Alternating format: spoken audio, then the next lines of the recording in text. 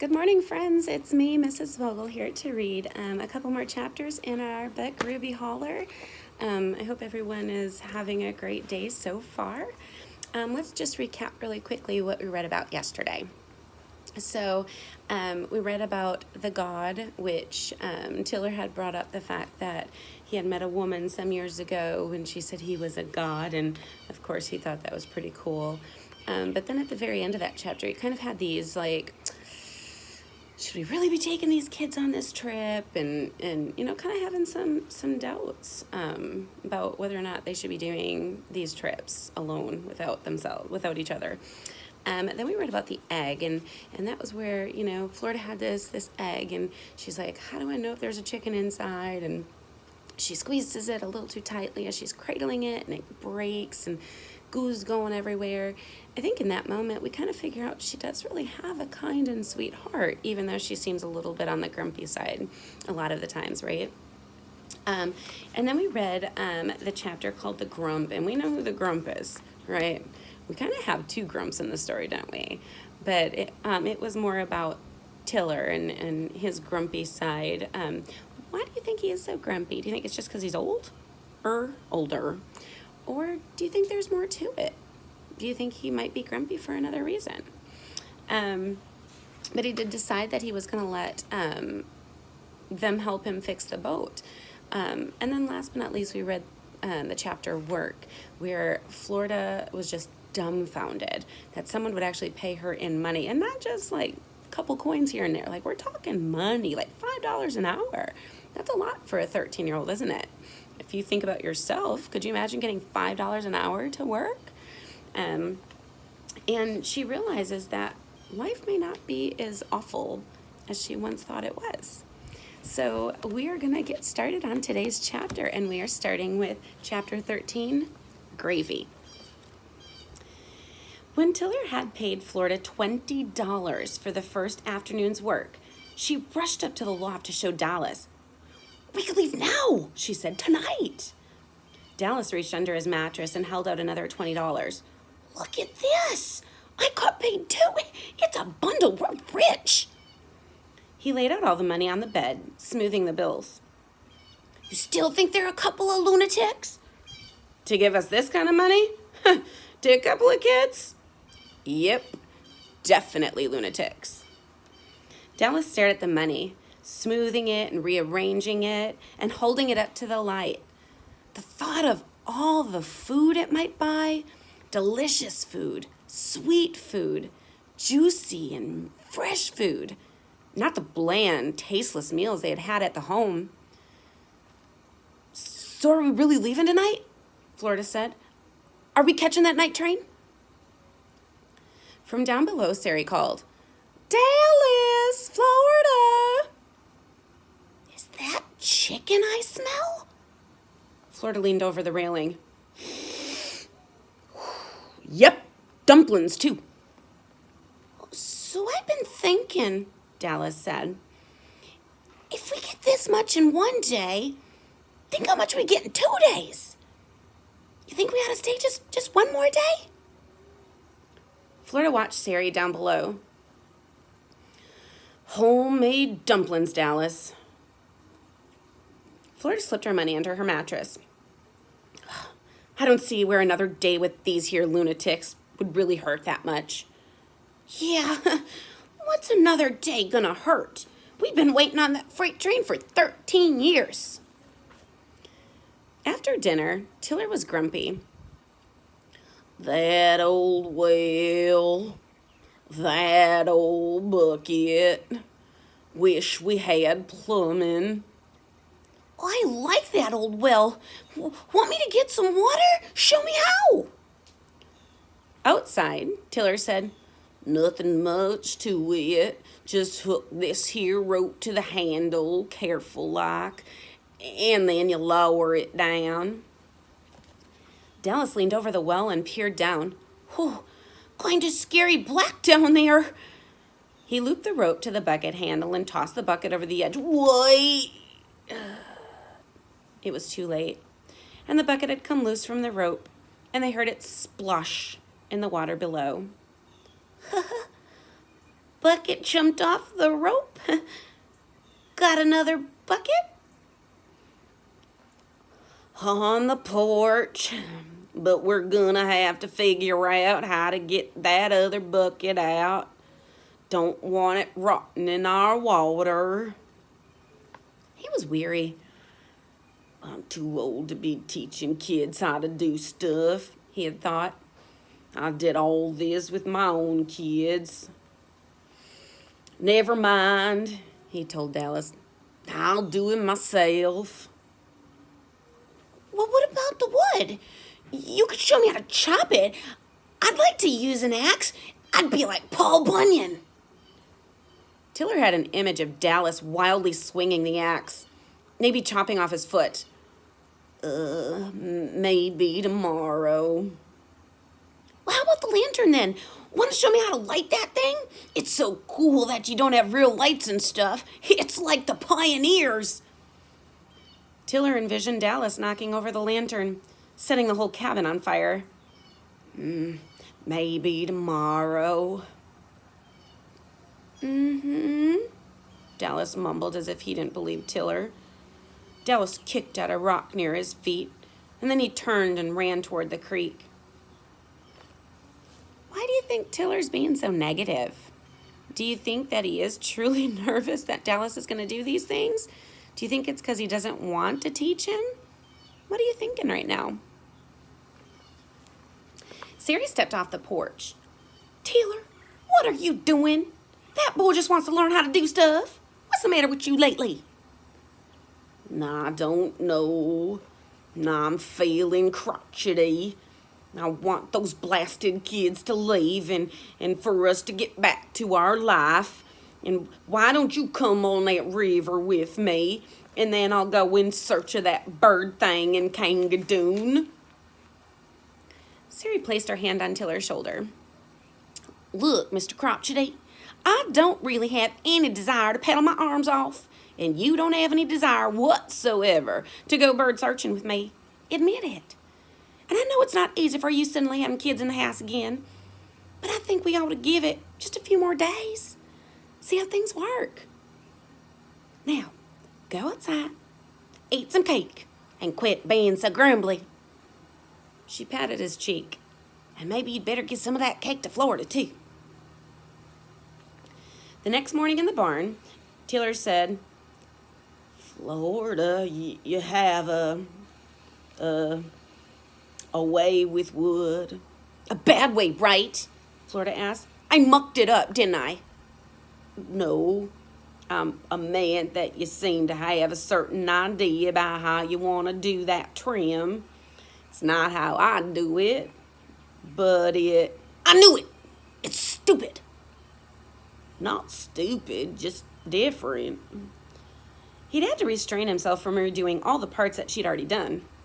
She hammered nails so hard that the wood was dented and bashed. The varnish dripped in globs down the side. I glopped it up that first piece, though, didn't I? Remember? Tiller said. And what about that can of varnish, he said, the one I spilled? I don't think any master goes around spilling goop and then stepping in it and getting in her hair and then... You know what I did once? Tiller said. My daddy told me to paint the barn. Red paint. Very bright red paint. And this old mangy cat just kept crawling around my legs, getting in my way.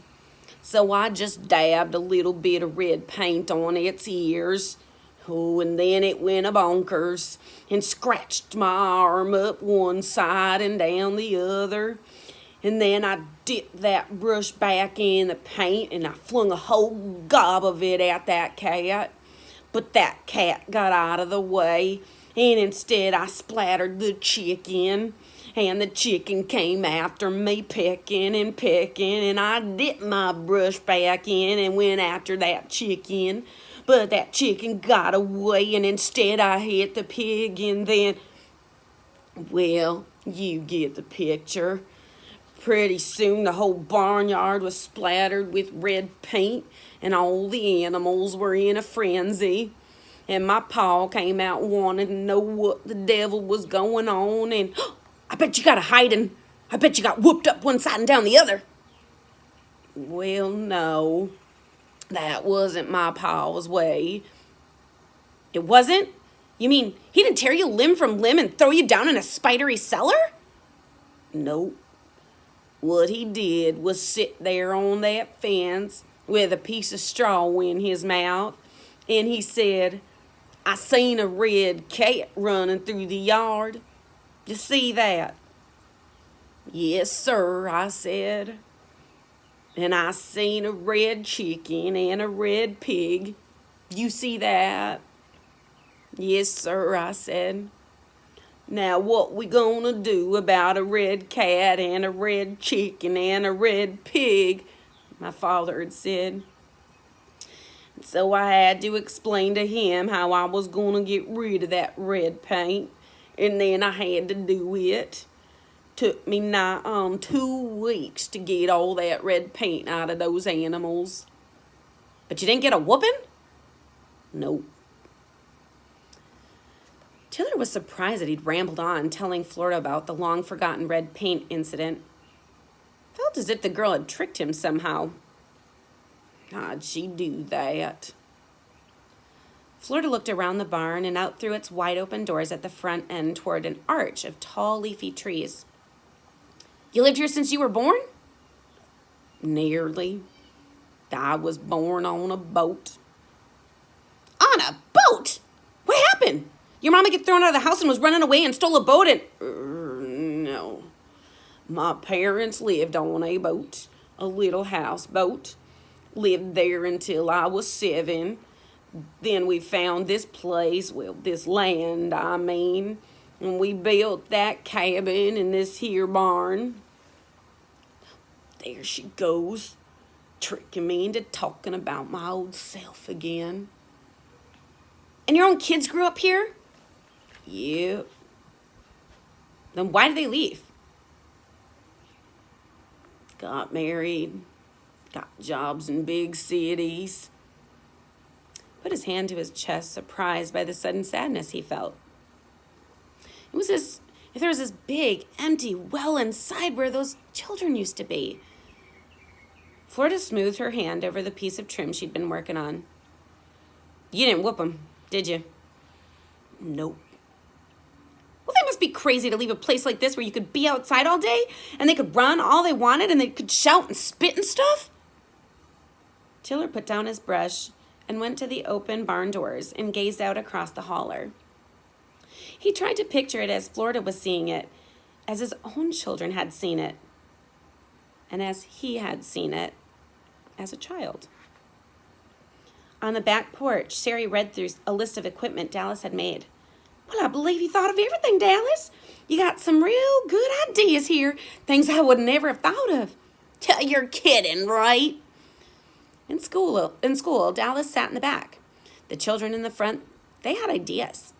If Dallas had to do a report, the teacher would say, Here, John will help you with an idea. Or, that's not what I meant. Let Bonnie show you how to do it. Or, if you can't do the assignment, just sit quietly. Dallas didn't have parents to come in and look at his work on conference days, or anyone to worry over his report card. So it had never mattered much to him whether he did the work or not. He daydreamed at school, imagining quiet places in the woods, or how cookies were made, or how trees grew. He didn't know that all these things in his head, they were all ideas.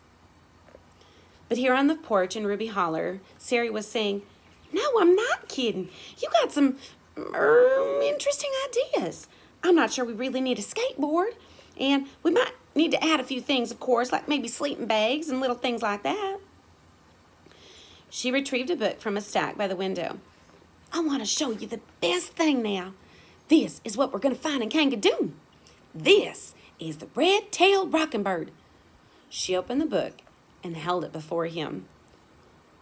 Uh-huh, Dallas said, but a flutter in the trees distracted him. Whoa!